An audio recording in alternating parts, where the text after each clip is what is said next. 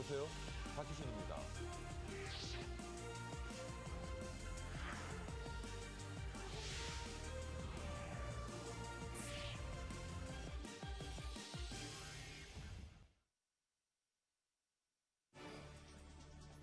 머니24 헤드라인입니다.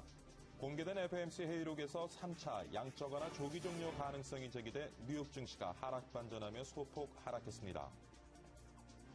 미국의 12월 민간 고용이 연말 특수 덕택으로 예상보다 높은 21만 5천 명을 기록한 것으로 조사됐습니다.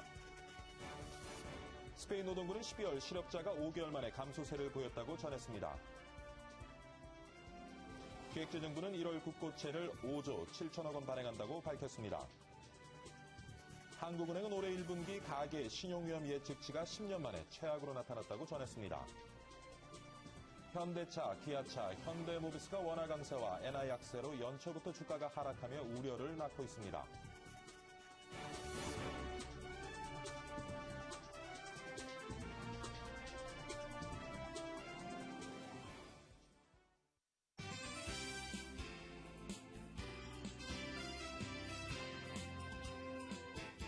네, 박희준의 여보세요. 1월 4일 금요일 2부 시작하도록 하겠습니다.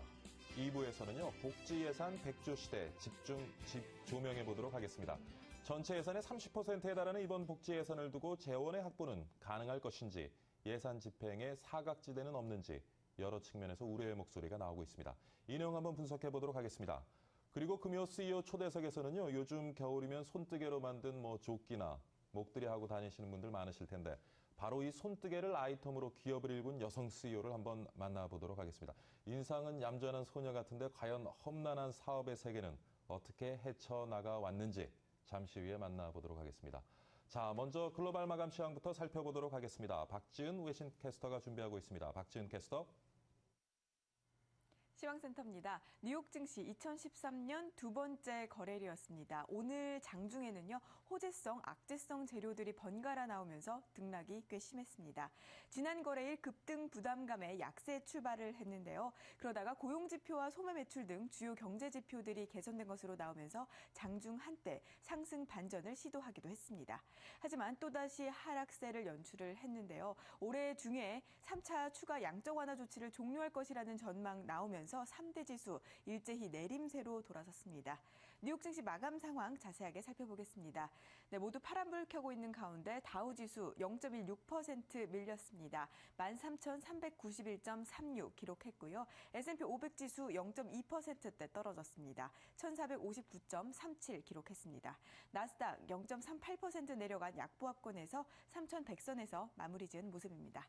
네, 유럽 알아보겠습니다. 유럽 증시도 전날 급등했던 터라 그 부담감에 대부분이 약세로 시작을 했습니다. 전 거래일 급등세 의식하면서 신중하게 출발을 한 뒤에 차익 매물 쏟아내는 모습이었습니다.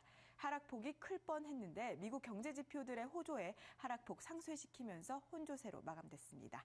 유럽 증시 마감 상황 보시겠습니다. 영국 FTSE 지수만 빨간불 켜고 있습니다. 0.33% 소폭 올라가면서 6,047.34 나타냈습니다. 독일 닥지수와 프랑스 카크 지수 약보합권에서 마무리 지었는데요. 각각 7,756.44 그리고 3,721.17 기록했습니다. 네, 아시아 가보겠습니다. 어제 아시아 주요국 증시들 대부분이 강세였습니다. 중국과 미국의 경제 지표가 개선된 것으로 나오면서 글로벌 경기 회복 기대가 커진 것이 증시의 호재로 작용한 것으로 보입니다. 홍콩 증시는 중국 본토의 부동산 관련주들이 급등하면서 중국 경제에 대한 낙관론이 지수를 뒷받침해줬습니다. 홍콩 증시 19개월 만에 최고치 경신했습니다. 대만 증시 역시 큰 폭으로 뛰었는데요. 미국의 재정절벽 협상 타결로 인한 안도감이 여전히 증시에 반영되는 모습입니다. 한편 일본과 중국 증시는 새해 연휴로 3일에도 휴장했습니다. 아시아 증시 마감 상황 보시겠습니다. 일본 니케이 지수는 지난달 28일 지수입니다. 1395.18 기록했습니다. 중국 상해종합지수 2269.13에 머무르고 있는 모습이고요. 홍콩 항생지수 소폭 상승하면서 23,398선에 마무리 지었습니다. 네, 환율 상황 확인하고 마치겠습니다. 외환시장에서 원달러 환율 또 하락했습니다. 2원 떨어진 1,061.5원에 거래 마쳤습니다. 네, 지금까지 시황센터에서 전해드렸습니다. 네, 박지은 캐스터 수고 많았습니다. 지수 중심으로 글로벌 마감 시장 살펴봤고요. 이번에는 머니국의 정영석 기자 전화 연결해서 관련 내용을 자세히 한번 분석해 보도록 하겠습니다. 정영석 기자. 네, 머니국입니다. 네, 지난밤 뉴욕 증시는 미국 지표 호조의 상승세를 보였지만 FOMC의 회의록이 공개되면서 반전에 결국 하락하며 장을 마쳤습니다. 다우지수, 나스닥, S&P 500 모두 어제보다 0.2에서 0.5% 수준으로 떨어졌는데요. 장 초반 하락세로 출발했지만 지표 호조 속에서 장 중반 반등했습니다. 미국 민간 고용 지수가 늘고 해고자 수는 줄어든 것으로 나타났기 때문인데요. 두 수치 모두 시장의 예상치보다 긍정적으로 나타나 장 중반까지만 해도 상승세를 이끌었습니다. 반면 신규 실업자 수가 늘어난 것으로 나타났지만 연말 특수로 정확한 통계가 잡히지 않은 수치라는 해석이 나오면서 크게 영향을 끼치지 못했었습니다. 하지만 장 종반 FOMC 회의록이 공개되면서 증시에 악영향을 끼치는 것으로 보이는데요. 때문에 장 중반 상승세를 보이던 증시는 하락 반전한 겁니다. 자세한 내용을 보면 연방준비제도가 이날 공개한 지난해 12월 연방공개시장위원회 정례회의 회의록에 따르면 일부 의원들이 양적 완화 조치를 조기에 종료하는 방안을 검토해야 한다고 주장한 것으로 나타났습니다. 의원들은 이에 따라 양적 완화 조치가 물가와 금융시장 등에 미치는 영향을 지속적으로 관찰, 평가하면서 앞으로 열리는 FOMC에서 깊이 있는 논의를 하자는 데 의견을 모은 것으로 알려졌습니다. 한편 유럽의 주요 증시는 혼조세로 마감했습니다. 영국의 푸시백 지수는 소폭 오른 반면 프랑스의 깍크 지수와 독일의 닥스 지수는 하락 마감했습니다. 영국에서는 소매 업종이 강세를 보인 반면 프랑스에서는 반대로 소매 업종이 약세를 나타내는데요. 영국의 테스코가 2.1%, 사브밀러가 0.8% 뛰었고 프랑스 증시에서는 로레알이 1.95%, 다농이 1.05% 하락하는 모습을 보였습니다. 은행주의 경우 영국의 바클레이즈가 0.15%, 로이즈뱅크 그룹이 0.03% 오르는 보합세를 보인 반면 프랑스의 소시에테 제너럴은 0.92% 하락하며 은행주도 하락했습니다. 한편 독일 증시에서는 도이체방크가 1.1% 상승한 것 외에는 대형주가 일제히 하락했습니다. 전날 미국 재정절벽 협상 타결에 주가가 급등한 탓에 연이은 상승에는 힘이 붙였던 것으로 보입니다. 또 미국 지표의 엇갈린 모습이 영향을 끼쳐 혼조세로 마감한 데 한몫한 것으로 보입니다. 이상 머니국에서 글로벌 마감 시황을 전해드렸습니다. 네, 정영석 기자 수고 많았습니다. 다음 소식입니다. 미국의 지난해 12월 민간 부분 고용 증가폭이 시장의 예측보다 높게 나타났습니다. 미국 고용 분석 업체인 ADP 고용주 서비스와 매크로 이코노믹 어드바이저스는 지난해 12월 민간 부분 고용이 21만 5천 명 늘어났다고 발표했습니다. 전문가들은 연말 특수를 노린 소매 업체들의 고용이 늘어나는 등 서비스업 부문의 고용 호조가 민간 고용 증가를 이끌었다고 분석했습니다. 스페인의 실업률이 5개월 만에 감소세로 돌아섰습니다. 스페인 노동부는 지난해 실업자 수가 2년 전에 비해 10% 가까이 증가했지만 12월 실업자 수가 전달보다 5만 9천 명 감소한 485만 명으로 집계돼 감소세를 보였다고 밝혔습니다. 노동부는 스페인 구직자 수가 감소한 것은 지난해 7월 이후 5개월 만에 지난해 구직자 수가 재작년보다 증가했지만 하반기의 구직자 증가폭이 재작년에 비해 줄어 경기 회복에 대한 기대감이 있다고 전했습니다. 한국 증권시장의 대표 지수인 코스피가 공식 발표된 지 벌써 30주년을 맞이했습니다. 30년이라는 시간, 짧은 시간 아니죠. 그동안 우리 코스피 시장 얼마나 성장했는지 그 역사를 최은진 기자가 짚어봤습니다.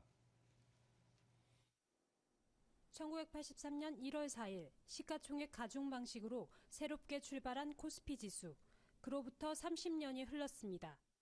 30년의 시간 동안 코스피 지수는 증권시장의 시황지표뿐 아니라 경제지표로서의 역할과 함께 우리나라의 경제 성장과 맥을 같이 해왔습니다.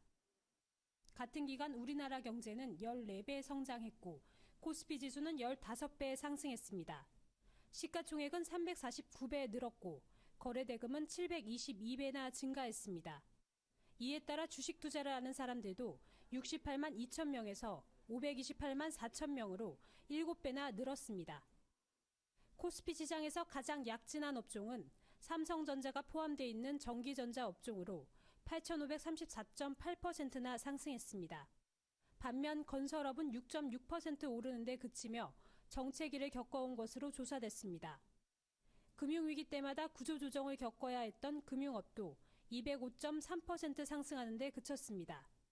물론 코스피 지수의 30년 역사 속에 성장만 있었던 것은 아니었습니다. 미국 9.11 테러 발생 직후인 2001년 9월 12일, 코스피 지수는 마이너스 64.97포인트, 12%나 폭락하며 사상 최악의 하락률을 기록했습니다. 또 미국의 주가 폭락 사태가 있던 2000년 4월 17일에도 마이너스 93.17포인트, 11.63%의 내림세를 보였습니다. 하지만 큰 폭의 하락세와 더불어 몇 차례 침체를 겪었음에도 불구하고 지난 30년간 주식 투자가 가장 높은 누적 수익률을 올렸습니다. 배당 수익을 포함한 주식 투자 수익률은 28배로 가장 높은 것으로 조사됐고, 이어 채권 투자가 16배, 예금이 약 8배를 기록했습니다.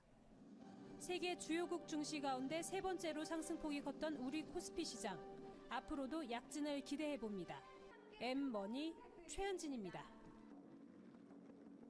네, 기획재정부는 1월에 5조 7천억 원 수준에서 국고채를 경쟁 입찰 방식으로 발행한다고 전했습니다.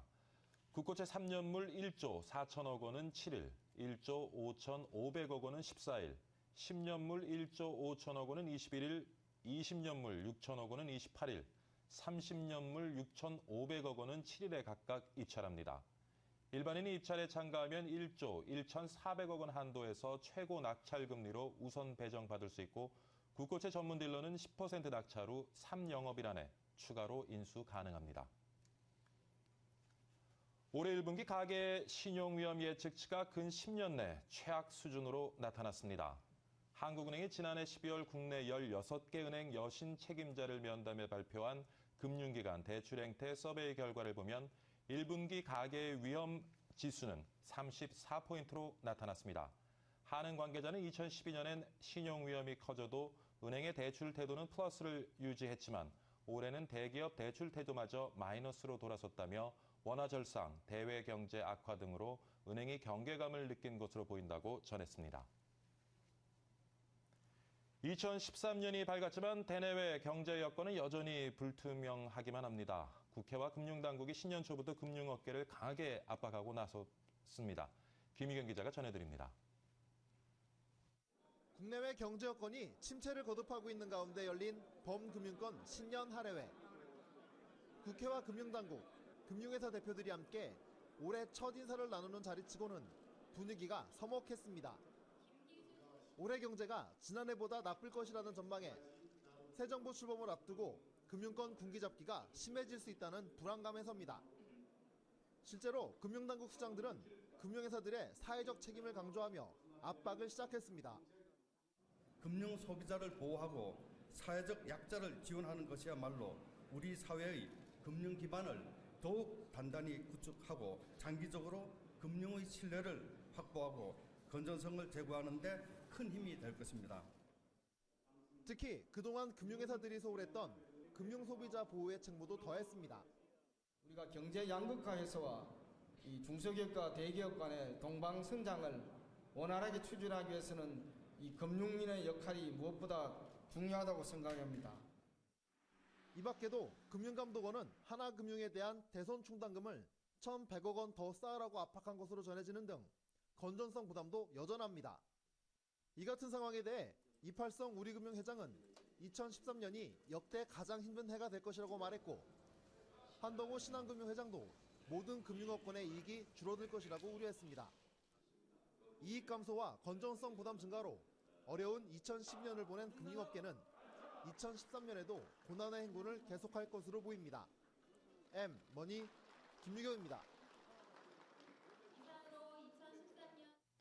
현대차가 참 이례적으로 차값을 인하했습니다.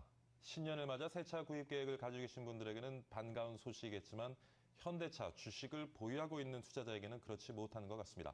자동차 종목을 박상정 기자가 살펴봤습니다. 3일 현대차를 필두로 기아차, 현대모비스 등 현대차 3인방이 모두 3에서 5%가량 하락했습니다. 엔고 현상으로 일본산 자동차와 한국산 자동차의 가격 격차가 줄었고, 미국에서 터진 연비 과장 논란으로 지난해 말 주가는 지지부진했습니다.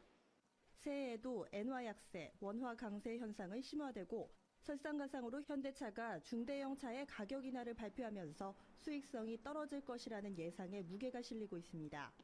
현대차는 3일 5개 차종 10개 모델에 대해 22만 원에서 최대 100만 원까지 가격 인하를 단행한다고 발표했습니다. 산타페나 제네시스 등 일부 모델들은 개별 소비세가 인하된 지난해의 가격보다도 24만 원에서 73만 원 내렸습니다. 올해 경영 목표치도 실망감을 더했습니다. 현대차는 올해 내수 판매 목표를 지난해보다 불과 200여 대 더 많은 66만 8천 대로 잡았습니다. 업계에서는 사실상 마이너스 성장이 아니냐는 이야기도 나옵니다. 증시 전문가들도 보수적인 관점을 유지하라고 조언합니다. 일단 지금 1월에는 1월 말경에 그 현대기아차 경영실적 발표가 있습니다. 근데 지난 11월에 발생했던 미국 쪽에서 연비 표시 하향 조정 발표가 그와 관련된 비용들이 4분기의 실적에 좀 반영이 될 걸로 예상이 되고 있어서요. 일단 단기적으로는 실적 모멘텀이 조금 부족한 상황이다. 외형 성장보다는 품질로 브랜드 혁신을 이루겠다는 정몽구 회장의 경영 방침에 시장이 어떤 반응을 보일지 주목됩니다. M머니 박상정입니다.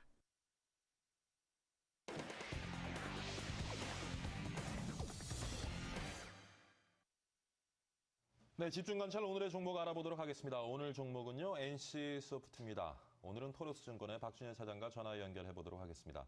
안녕하십니까, 차장님? 안녕하세요. 네, 오늘 금요일입니다. 예. 예. 한 주가 참 빠르게 흘러갔고요. 예. 시장도 급등과 급락을 좀 반복하면서 예. 연초에 좀 변동성이 상당히 컸던 한 주였던 것 같습니다. 네, 그렇죠. 자, 차장님, 오늘은 NC소프트 좀 살펴보려고 하는데요. NC소프트가 최근 가지고 있는 이슈 좀 짚어주시죠. 예, NC소프트 워낙 유명한 게임 제작 회사죠. 리니지나 아이언, 블레이드 앤 소울 같은 게임으로 유명한 회사인데요. 2012년은 최악의 한 해였습니다.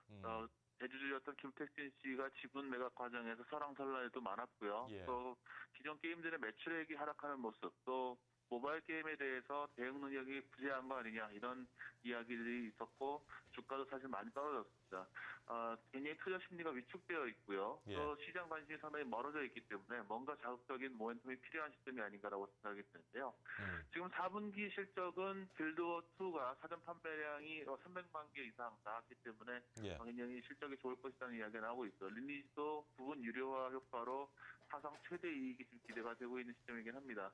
올해는 하반기에 중국 진출이 모멘텀으로 작용할 수 있을 것으로 보이는데요. 특히 블레이드 앤 소울이 중국 최대 게임 기업인 텐센트를 통해서 서비스가 예정이 되기 있기 때문에 기대가 좀 되고 있고요. 길드워2도 4분기 중국 출시가 예정이 되어 있습니다.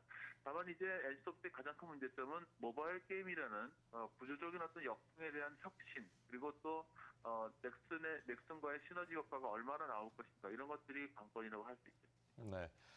온라인 게임에서 모바일 게임으로 좀 잘 건너타지 못해가지고 한 해 동안 참 어려운 시간을 보냈는데 최근에 증시에서 수급 사항은 어떻습니까?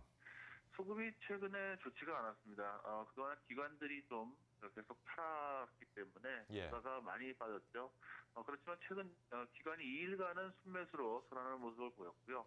외국인들이 지금 매도 기조를 좀 유지하고 있는데요. 그렇기 때문에 주가가 횡보세였습니다. 최근에 소폭 반등을 해서 15만 5천 원을 기록했는데요. 이게 예. 작년 고점이 38만 원대였기 때문에 거의 지금 반토막까지 빠진 상황이라고 보시면 될 것 같습니다. 그렇군요. 자, 그렇다면은 NC소프트에 대한 우리 투자자들의 전략 어떻게 가져가는 것이 좋겠습니까? 일단은 주가가 많이 빠졌기 때문에 밸류에이션 매력은 그만큼 높아졌다고 볼 수 있겠습니다. 네. 아무래도 NC소프트가 부동산이라든지 현금 이런 것들을 합하면은 1조 5천억 정도의 가치는 되기 때문에 예. 영업 가치를 그 정도 지금 현재 그 시가총액 수준인 3조 5천억 정도는 봐줄 수 있지 않을까라고 생각하고 있고요. 예. 올해 하반기 모멘텀, 중국 진출 모멘텀을 생각한다면은 추가 반등할 수 있지 않을까라고 생각을 합니다.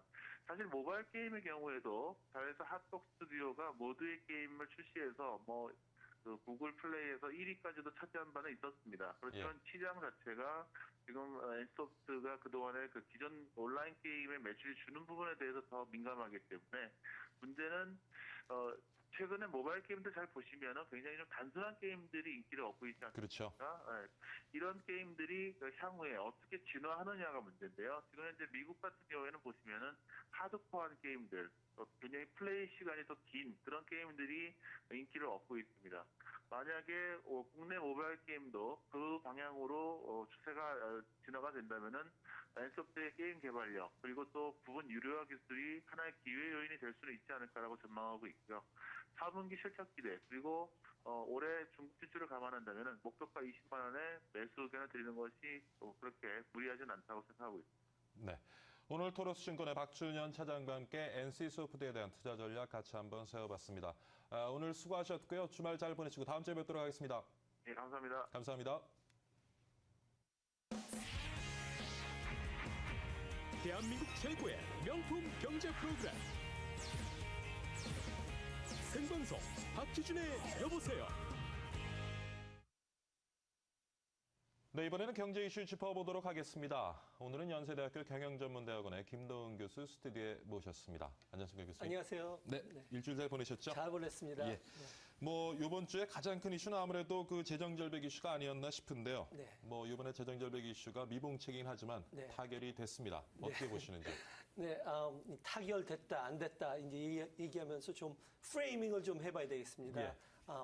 일단 이 모든 문제가 미국이 지금 아주 큰 재정 적자를 가지고 있죠. 그렇죠. 지금 누적 적자만 16조 불.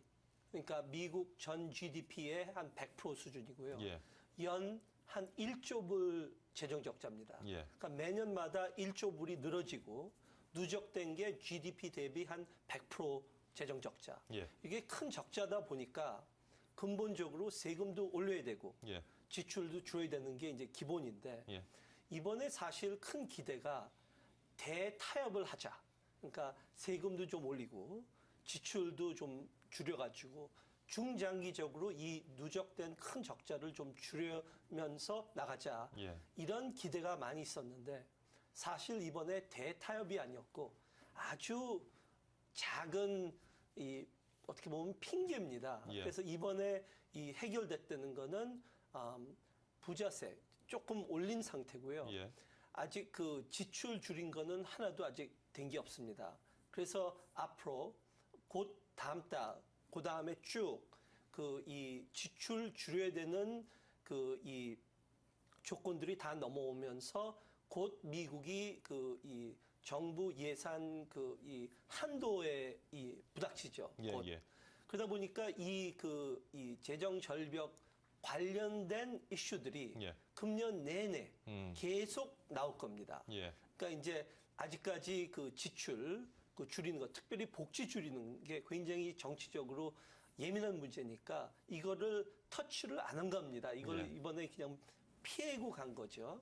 그러니까 이 이슈 또 지금 이런 상태에서는 미국 재정 적자가 앞으로 10년 동안 예. 4조 불이 더 커져요. 예. 그러니까 이번 세금 올린 게 98%는 안 올리고 그 2%만 올린 거거든요. 그러다 보니까 이 재정 적자가 갈수록 커지는데 예.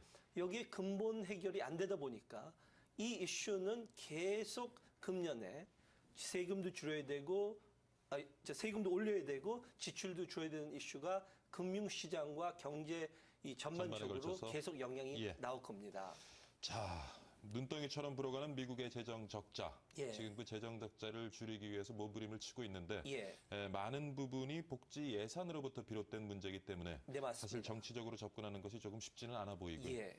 그래서 우리도 우리의 재정 건전성 그리고 예. 우리의 예산을 한번 좀 살펴볼 필요가 네. 있을 것 같습니다. 네. 지금 우리의 재정 건전성은 어떻습니까? 네, 지금 아주 국제적으로는 상당히 좋습니다. 예.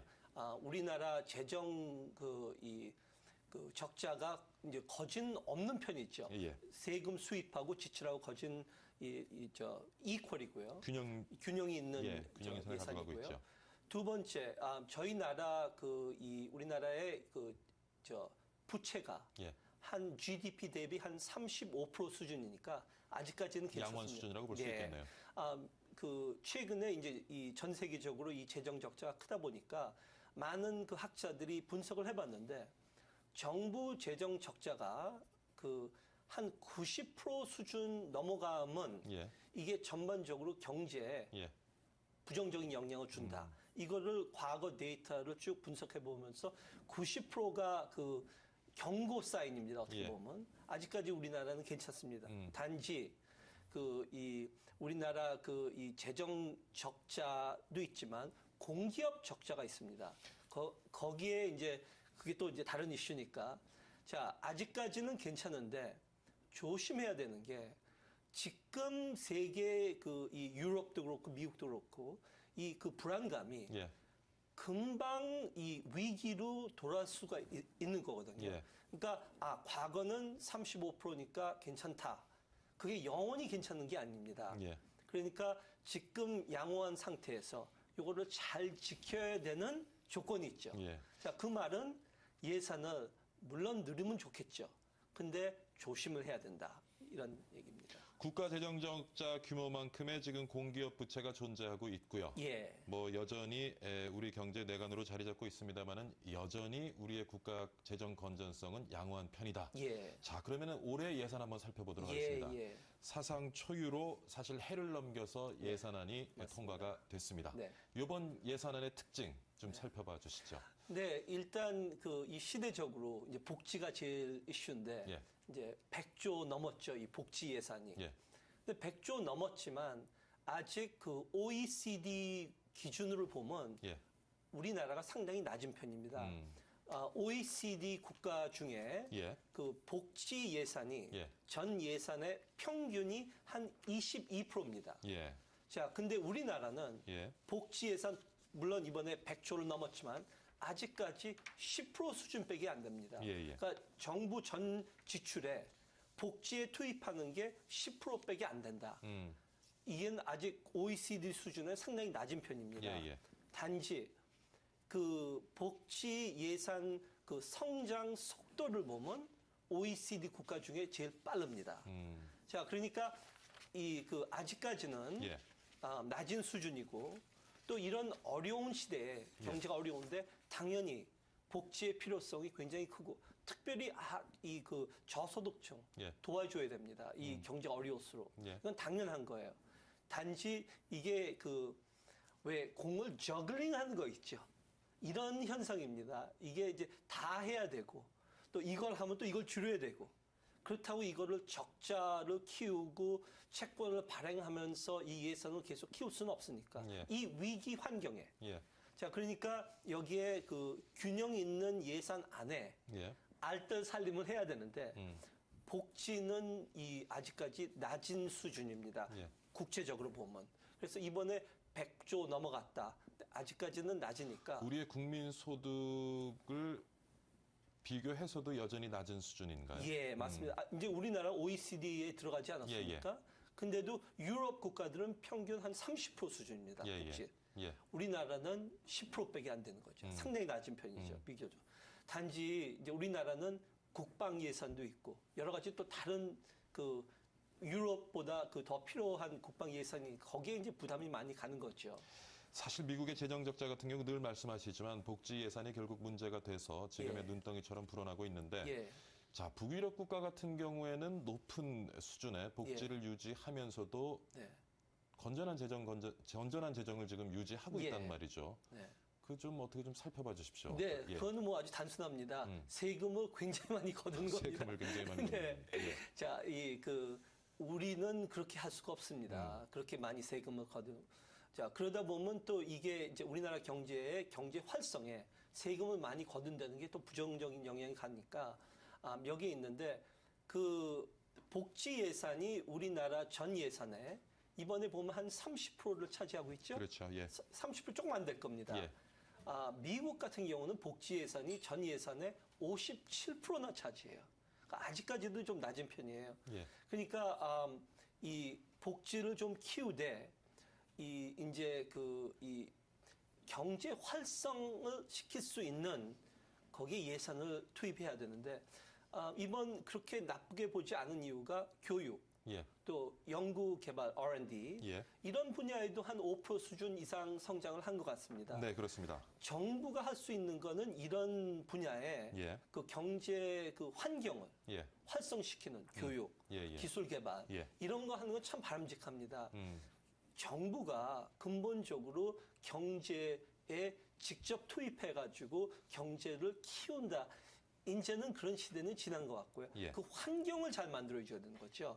교육, 기술 개발 이런 자유 이런 환경을 이번 예산은 전반적으로는 저는 괜찮다고 봅니다. 예. 물론 이 안에 여러 가지 조그만 그 정치적인 이슈가 있겠죠. 예, 예. 뭐 국회의원들 어떤 특별한 지역에다가 투입하고 이런 좀 이슈들이 있었겠지만 크게 보면 아직까지 균형 있는 예산이고 예. 또 복지를 이번 키우되 이 적자를 키우면서 키운 게 아니니까 전반적으로는 이런 환경에서는 괜찮다고 저는 봅니다. 이번에 사실 이제 복지 관련된 예산이 좀 늘어나면서 국방 관련된 예산이 많이 좀 삭감이 된 것 같습니다. 예. 그 부분에 대해서는 어떻게 보시는지요? 예, 다 하면 좋겠죠. 국방 예산도 키우고 이 복지 예산도 키우고. 근데 아까 말씀드린 대로 이게 저글링이니까 예. 이 하나를 줄이면 또 하나를 올릴 수 있고 이런 현상이 있으니까 국방 예산을 근데 일각에서는 여전히 국방 예산 속에는 거품이 많이 존재하고 있다라는 견해도 맞습니다. 있습니다. 맞습니다. 그리고 이제 그 국방 그 구조가 이 예산을 더 많이 키워가지고 이 더 큰 이 국방을 만든다. 이미 우리나라 국방 예산이 상당히 큰 편이고 또 거기에 물론 돈이 많아서 투입할 수 있으면 좋은데 거기에 더 투입했다고 더 안전해지냐? 저는 그렇게는 안 봅니다. 그래서 아쉽지만 지금 워낙 그 복지 예산 필요성 이런 쪽이 워낙 크다 보니까 이거는 불가피한 게 아니냐. 제 개인적으로 이렇게 생각합니다. 자, 이번에 이제 복지 예산의 내용을 좀 들여다보면은요. 예. 대체적으로 30, 40대를 위한 복지 예산은 증가했다라고 보여지고 60, 70대를 위한 복지 예산은 좀 많이 준 것이 아니냐. 상대적으로요. 물론 절대적으로는 늘어났습니다만 그런 의견이 있습니다. 그 부분에서는 어떻게 보시는지요? 네, 이제 이런 얘기가 나올 수 있죠. 60, 70대, 50, 60, 70대는 일을 한 상태에서 이제는 그 효과를 받을 때다. 아직 30, 40대는 더 일할 그 시간이 있으니까 그런 면에서는 좀 아쉽습니다. 지금 이제 60, 70대 굉장히 고생 많이 하고 이 경제를 일으킨 시대인데 거기에 이제 그 열매를 받을 때가 온 거죠. 이거 미국도 똑같은 현상입니다. 이 베이비 부머에 지금 이제 복지를 혜택을 받을 때인데 여기도 역시 다 할 수 있으면 좋은데 조금 아쉬운 게 60, 70대에 좀 더 비중을 높였어야 되지 않느냐. 30, 40대는 아직도 일할 수 있고 또 아직 그 기운이 있으니까 이쪽은 아직 돈을 벌 수 있으니까 이쪽보다 60, 70대를 좀 더 도와줘요. 조금 전에 말씀하신 부분 중에 이제 복지와 성장이라는 것이 균형적으로 접근이 돼야 되겠다는 말씀을 하셨는데 이번에 예산안을 들여다보면 중소기업 관련 예산이라든가 그다음에 에너지 분야 관련된 예산은 조금 상대적으로 삭감된 것 같습니다. 이 부분에서는 어떻게 보죠? 물론 사회 간접 자본에 대한 예산도 증가율은 굉장히 작고요. 아까 말씀하신 일부 지역구 의원들의 힘 있는 지역구 의원들의 그 지역에 있어서의 사회 간접 자본 관련되는 예산은 좀 증액이 됐습니다만 이 부분이 조금 삭감이 됨으로 해서 앞으로 성장 동력 우리가 늘 지금 고민하고 있는 부분인데 이 부분이 조금 더 약해지지 않겠느냐 하는 의견이 있습니다. 어떻게 보시는지요? 네, 저도 그걸 동감합니다. 우리나라 경제 이제 가야 될 방향은 대기업 중심이 아니고 중소기업 지원 또 활성을 해야 되는데 그런 면에서는 SOC 이런 사업보다 중소기업 활성 이런 데 비교적으로 좀 더 투자하고 이쪽을 좀 더 정부가 도와주는 이런 모습을 보았으면 좀 좋았는데 저도 이 점을 좀 아쉽게 생각합니다. 복지에 관련된 이제 예산이 늘어나고요. 물론 이제 복지 수요도 늘어나고 아직 말씀하신 것처럼 OECD 다른 국가들에 비해서 여전히 낮은 수준이기 때문에 끌어올려야 될 필요는 있는데 문제는 이게 예산을 갖다 집행하는 것에 관리 감독도 좀 잘 돼야 될 것 같아요. 요즘 이슈가 되고 있는 그 영유아들 건강 진단이라든가 이런 부분들 애들 병원도 안 가고 건강 양호하다고 체크를 해주고 뭐 300억 넘게가 지금 뭐 아주 그냥 이렇게 병원으로 흘러들어가는 예. 그런 모습도 보이고 있는데 네. 이 부분에 대해서 좀 관리 감독하는 그러한 좀 뭔가가 좀 마련돼야 되지 않을까 싶습니다. 맞습니다. 미국이나 유럽을 보면요, 이 예. 복지 예산이 30년 동안 쭉 커지면서 일부에서는 사실 복지 예산을 좀 눈먼 돈으로 보는 그런 아주 맞습니다. 좋지 못한 맞습니다. 시각도 있거든요. 이게 아주 예. 자연스러운 현상입니다. 예. 그러다 보니까 계속 조심해야 된다, 감독해야 된다. 예. 또 이 복지가 커지는 건 좋은데 정부가 근본적인 모든 걸 해결책한다는 거는 좋지 않다. 이런 게 그러니까 이거 자연스러운 현상을 막아야 되는 거는 맞는데 아직까지는 예. 이 복지 예산이 비교적으로 작으니까 좀 키워야 된다. 예. 크게 보면 그렇습니다. 네. 알겠습니다. 오늘 연세대학교 경영전문대학원에요. 김동은 교수와 함께 올해 우리나라 예산 어떻게 편성됐는지 그리고 어떻게 좀 균형적으로 잘 만들어졌는지 같이 한번 고민해보는 시간 가져봤습니다. 오늘 이런 시간 출연 감사드립니다. 네, 감사합니다. 수고하셨습니다. 대한민국 최고의 명품 경제 프로그램 생방송 박희준의 여보세요. 자, 이번에는 CEO 초대석 시간입니다. 매주 금요일마다 아주 각양각색의 CEO들을 만나 뵙고 있죠. 여러분은 사업에 성공하기 위한 첫 번째 요소가 무엇이라고 생각하시는지요? 바로 자신이 좋아하는 일, 잘하는 일을 사업하는 것이 아마 성공의 지름길이 아닌가 싶습니다. 근데 자기가 좋아하는 거하고 잘하는 거가 일치하기가 쉬운 일은 아니죠. 오늘은 평소 자신의 취미던 뜨개질을 사업화해서 지금 연매출 한 40억 정도의 기업을 일군 여성 CEO를 스튜디오에 모셨습니다. 뜨개질로 40억, 억하는 분들 많으실 텐데요. 오늘 그 성공 스토리 함께 나눠보도록 하겠습니다. 바늘 이야기의 송영애 대표 모셨습니다. 안녕하십니까? 네, 안녕하세요. 네. 참 요즘 뜨개질, 날씨가 추워서 집안에 있기가 쉽고 그러다 보면 이제 뜨개질을 좀 많이 하는 계절인 것 같은데 뜨개질은 언제부터 시작하셨습니까? 저희 나이 정도 되면 엄마랑 나이가 근데 어느 정도 되세요? 40대 중반이 넘었습니다. 예, 그러시군요. 엄마랑 이제 뜨개질하는 기억들이 다 있으세요. 그런데 요즘 이제 뜨개질들을 많이 안 하시는데 예. 어릴 때 했던 기억과 그다음에 이제 결혼을 해서 아이가 이제 생기니까 육아로 좀 본격적으로 시작을 하게 됐어요. 네. 어렸을 때부터 이제 어머니하고 뜨개질을 좀 하시다가 네. 이제 결혼을 하신 다음에 아이들 키우면서 뜨개질을 네. 본격적으로 하셨군요. 저도 그 초등학교 실과 시간에 바느질, 뜨개질 같은 거 좀 배웠던 기억이 나는데 잘했었던 것 같습니다. 자, 그렇게 이제 취미로 뜨개질을 시작을 하셨는데 네. 그거를 사업화하게 된 계기는 어떤 것이었습니까? 손뜨개를 이렇게 하다 보니까 제가 예. 이제 환경적인 요인으로는 남편이 이제 지방 근무를 많이 하게 되는 이제 건축 쪽에 일을 했기 때문에 예. 집에서 손뜨개를 많이 하다가 PC통신에다가 보니까 이제 그 동호회를 하나 개설을 하게 됐어요. 그게 이제 95년 정도. 95년도요. 네. 예. PC를 좀 빨리 접한 계기도 있었지만 95년이면 사실 인터넷이 막 시작되는 그렇죠. 시기였는데. 네, 예. 네. 인터넷 시작이 되게 바로 직전에 예. PC통신에서 이제 동호회를 만들어서 좀 활동을 하다가 동호회 활동을 하다 보니까 이제 뜨개질을 가르쳐 달라는 분도 계시고 아니면 이제 저도 얻을 정보들이 굉장히 많았어요. 예. 그래서 이제 지방 근무가 잦다 보니 이제 저희 집이 요즘 말하는 번개를 많이 하게 됐어요. 저희 집에서 동호회 모임을. 동호회 모임이요? 네네. 예. 그래서 이제 주부님들하고 이렇게 많은 정보를 나누다가 그거를 어느 날 이것도 사업을 할 수 있지 않을까라는 생각으로 PC통신에 정보를 올리는 일을 예. 시작을 하게 됐어요. 그랬군요. 네. 저 바깥 분이 그 지방 근무를 자주 하시는 통에 외로움을 달래시느라고 뜨개질을 시작하셨다가 네. 동호회를 조직하셨고 네. 마침 또 인터넷 시대가 열려서 네. 그걸 통해서 이제 사업을 좀 해봐야 되겠다라고 생각을 하셨는데 원래 베스트셀러 작가였다고 제가 지금 이렇게 네, 자료에 그렇게 보니까 해서 있네요. 이제 번개를 하게 되고 하다 보니까 이제 후기도 올리고 PC통신에다가 그러다가 이제 뜨개실을 이제 제가 이제 뜨고 있는 실하고 똑같은 거를 사다 달라고 하는 고객들이 많이 생기기 시작을 했어요. 그래서 이제 인터넷에 전자상거래를 시작을 했는데 거기서 이제 이제 제가 작품을 하는 걸 보고 책 내자는 제안이 들어와서 제가 잡지 연재하고 이제 책을 좀 많이 출간을 하게 됐는데 그런 책들이 낼 때마다 이렇게 요즘 말하는 이제 대박이 나서 베스트셀러 작가가 되게 됐습니다. 그렇군요. 그럼 책 써서 돈도 좀 버셨고요. 네. 재주가 많으시네요. 자, 이제 베스트셀러 작가의 인터넷 쇼핑몰 CEO까지 정말 승승장구하고 계신데 사업을 쇼핑몰에 그치지 않고 또다시 이제 기업화하게 된 그 계기가 있다면 어떤 것입니까?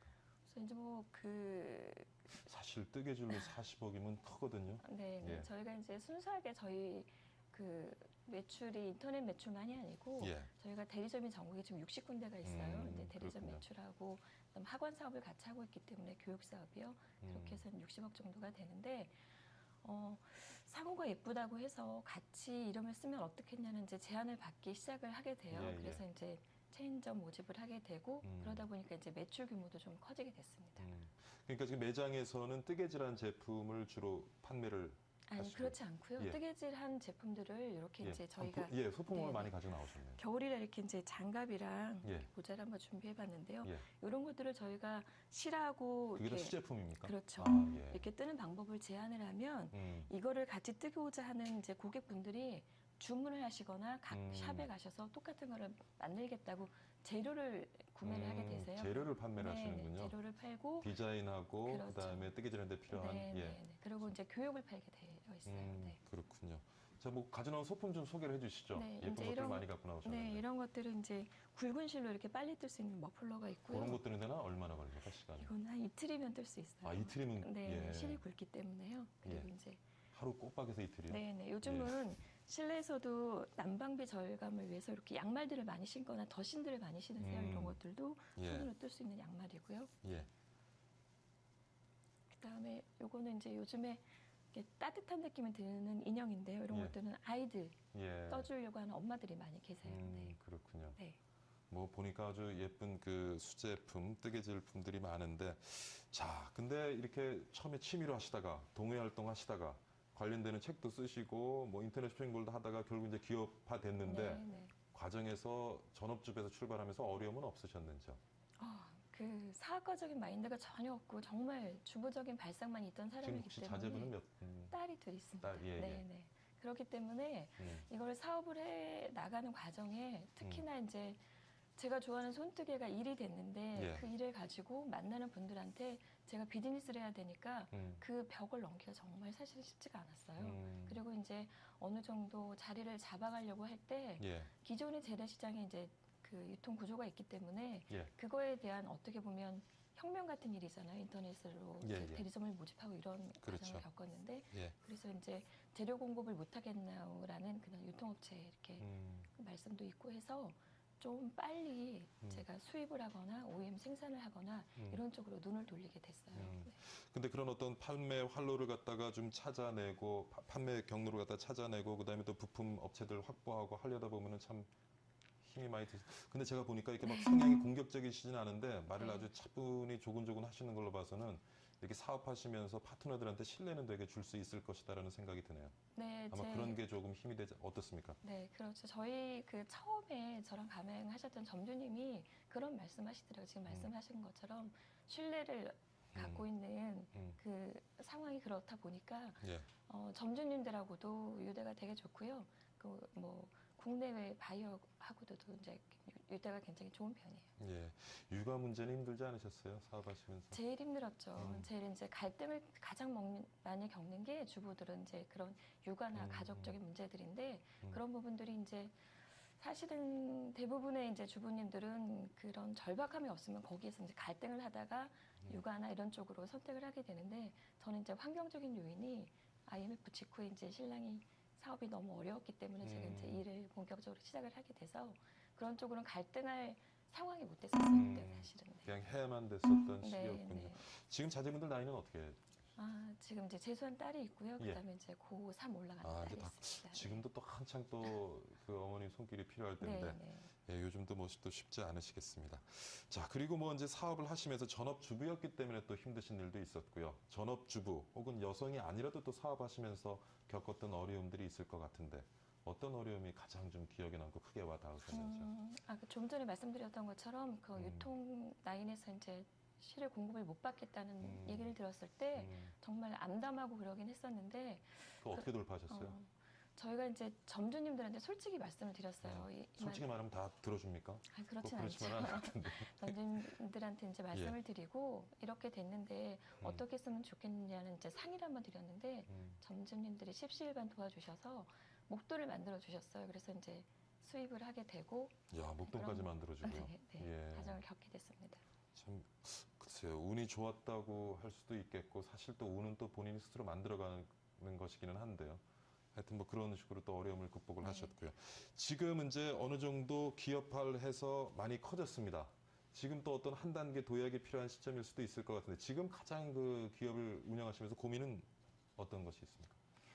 우선 이제 손뜨개가 그 집에서 하는 취미 정도라고 생각을 하시는데 전반적인 그렇죠. 네, 사고들의 문제가 제가 지금 이제 그런 것들을 극복하기 위해서 손뜨개협회를 발족을 했어요. 직영부에서 손뜨개협회를 발족을 하게 협회를 됐는데, 발족을 하셨군요. 네네.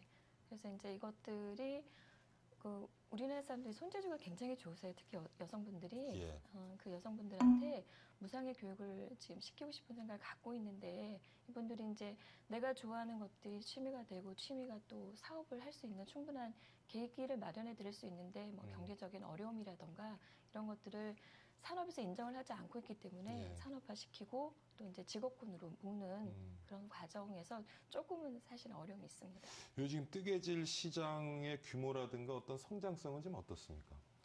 이게 이제 행복의 척도는 내가 손으로 뭔가를 만들었을 때 완성을 했을 때 기쁨이 가장 크다고 해요. 그러니까 그런 의미로 본다면 굉장히 시장이 굉장히 크고 미래지향적인 산업이 맞다고 생각을 하고요. 근데 요즘 젊은 분들은 이제 많이 시간에 쫓기고 바쁜 생활을 하다 보니까 사실 어떤 여가를 짬을 내서 뜨개질을 하기가 또 쉽지 않은 면도 있기는 한데. 그러니까 이제 그렇게 바쁘게 살다 보니까 사랑하고 정성 이런 것들이 잊어가는 그런 세대들이기 때문에. 그래서 오히려 더 찾는 또 경향도 나타나고 있군요. 오히려 저희도 이제 뭐 저희가 회원수가 한 30만 분 정도 되시는데 그 중에 30대 미만 분들이 한 반 정도가 되세요. 그러니까 젊은 분들의 수요가 훨씬 많다라고 보시면 될 것 같아요. 그렇군요. 오히려 그 뭐 요즘 사실 뭐 모바일을 통해서 관계가 많이 형성되고 그러면서 그 가운데서 어떤 외로움 같은 걸 또 뜨개질로 많이 또 풀어나가는 거죠. 지금 근데 이렇게 기업을 운영을 하시는데 이 유사한 형태의 또 기업이 많이 있나요? 국내 시장에? 지금 이제 전자상거래라는 쇼핑몰을 한 100여 군데가 있는 걸로 알고 있고요. 그다음에 이제 기존의 유통망들이 많이 있습니다. 경쟁이 치열하지는 않고요. 많이 치열하죠. 예. 지금 그 업계에서 한 뭐 매출이나 이런 걸로 하면 순위가 어느 정도? 저희가 한 7% 정도 워낙 이제 재래시장에 대를 불려서 하시던 분들이 계시기 때문에 그런 이제 규모는 저희가 한 7% 정도 되는 것 같아요. 그러니까 뭐 1등 업체들은 어느 정도 됩니까, 규모가? 그래도 한 15% 정도 내외 대부분이 다. 그럼 지금 굉장히 그래도 탑플레이스에 있는 상위 업체 중에 하나. 전자상거래 쪽으로는 제일 크고. 전자상거래 쪽. 전자상거래 제일 크고요. 네. 아, 예, 대단하십니다. 자, 사실 뭐 아까도 제가 이제 서두에 말씀을 드렸는데 자기가 잘하는 거하고 좋아하는 거를 갖다 일치시켜가고 그걸 사업화하고 자기의 평생 일거리로 삼는다는 게 참 쉬운 일은 아니거든요. 근데 아주 참 운이 좋으신 건지 그걸 잘 찾으셔서 지금 사업을 하고 계신데 앞으로 또 여성 CEO로서 주부 CEO로서 포부가 있다면 어떤 것이 있습니까? 우선 이제 이런 일을 하다 보니까 조금만 박물관 하나 만들고 싶다라는 생각을 갖고 있는데요. 네. 일을 하는 사람들이 권익을 보호하고 또 그런 분들에게 뭐 일자리 창출이라던가 이런 것들을 아까 말씀드렸던 것처럼 산업군이나 직업군으로 묶어내는 것이 가장 큰 목표입니다.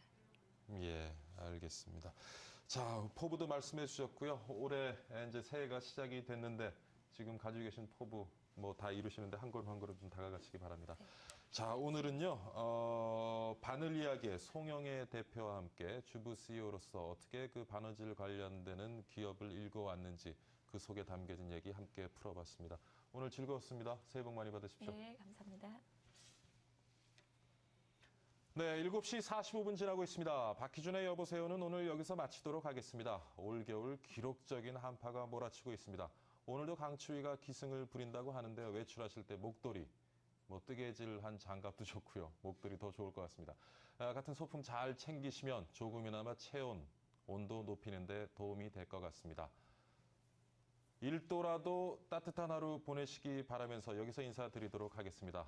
주말 잘 보내시고요. 월요일에 건강한 모습으로 다시 만나 뵙도록 하겠습니다. 시청해주셔서 정말 감사드립니다.